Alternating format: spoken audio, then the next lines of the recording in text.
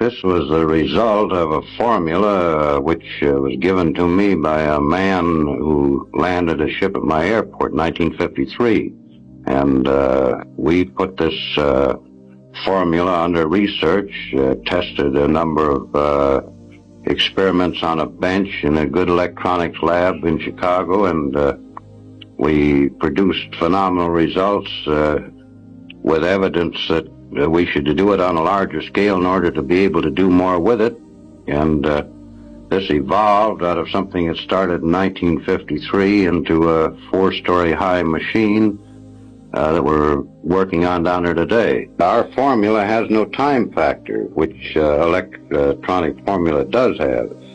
And on the other hand, electronic science has only had 2 dimensions to work with, the electric pattern and the magnetic pattern perpendicular to it. And we discovered a 3rd zone, which we call a time zone, and we are working through this zone with an effort to orient the magnetic field to give us other results than our science can obtain at present. This isn't a little box. This is a 4-story machine focusing fields that we can orient to produce this zone big enough for a man to get into. We've discovered this zone is subject to thought. Now, since time doesn't record events the way we do on calendars and clocks, you could only record an event by thinking of it.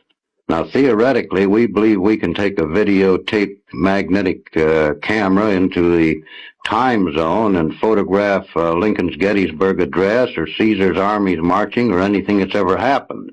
You know how you talk into a tape on a tape recorder and play the interruptions back, identical to the play that you made.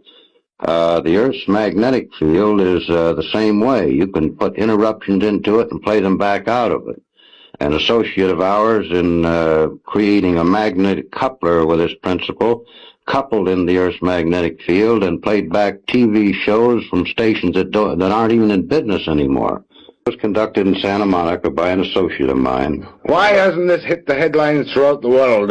That's a time machine in action. If I can... Jack, the reason it hasn't hit the world is because, as I understand it now, the Navy Department took him and the research over because he also discovered he could bounce magnetic echoes off the ionosphere and locate submarines under the ocean regardless of where they were. So who is this associate of yours? This is a fellow named Charlie Arts.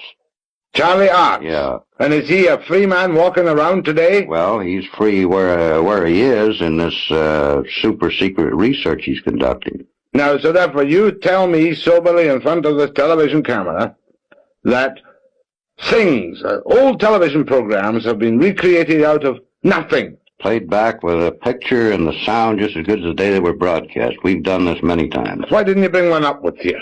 Well, this requires quite a piece of apparatus. This magnetic coupler works on around 50,000 volts, and it doesn't have any radio frequency connected with it, and actually the television set which plays back the picture doesn't even have an antenna connected to it. George, you know as well as I do, and you've been on television 350 times, and I've known you, I met you once 7 years ago, and I kind of like you. Mm-hmm. But you know what the people out there are saying. They're saying this man's a nut. Well, Jack, you know, when Fulton was running his steamboat up the Hudson River, there were people still standing on the bank saying it couldn't be done. All right, let me take you back, though. You have a time machine plan. You have done experiments which show you can bring the past to life. Where did this formula come from? The formula came from a ship that landed at my airport in 1953 on August the 24th, which had 4 people aboard it that came from another planet. I'm a bigger skeptic than you are of many things. I'm an unbeliever. Convince me that this really happened to you. Well, this thing is very similar to a thing that happened in our biblical records where a Lord presented Moses with a pattern to build a tabernacle. They came out of the sky, they handed him stone tablets, and this phenomena that's taking place today is as old as our history, as our civilization. This isn't anything new that's occurring. It's something that's being continued in another time of crisis when conditions affecting the people of this planet are reaching a point where somebody has to take care of the situation.